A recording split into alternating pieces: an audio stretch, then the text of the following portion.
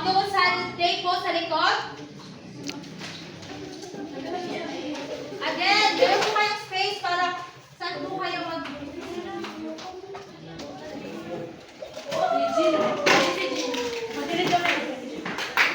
Okay, we have the first one is Iris Gills.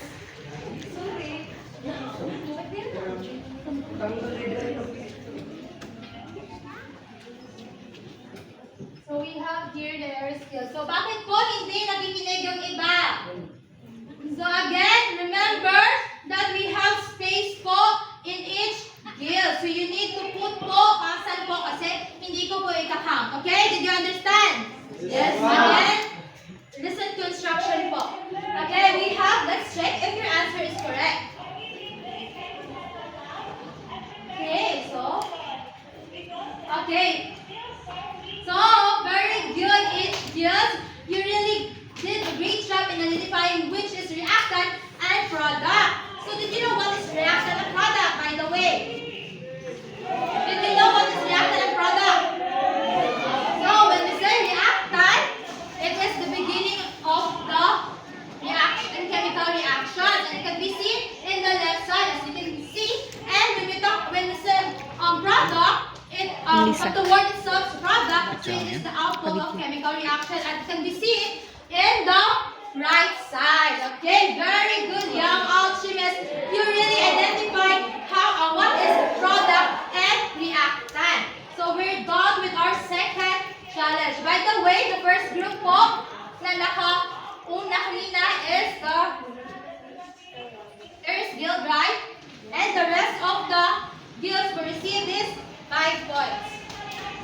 Again, I reminded everyone of each gills that you need to follow the instructions. Did you understand? Yes, ma'am. Okay, very good. Now let's proceed to our third challenge. So our third challenge is called Arkin Atom Garden Balancing Model. So what we're going to do, so I have here a ball. So this ball, it represents, we have blue balls which represents hydrogen. We also have here red balls, it represents oxygen. And we have here green balls, it represents the coefficient. And we have here two yellow balls which represents substrate. Okay, so we need to make a model. So I requested each guest to have their representative here in front. Okay, in the count and 5, 4, 3, 2, 1. So this representative. So these representatives they're the one that place the balls, while the rest of the members will observe, count, and guide our representative. Did you understand? Yes, ma'am. Okay, very good. So now it is time to build this chemical equation.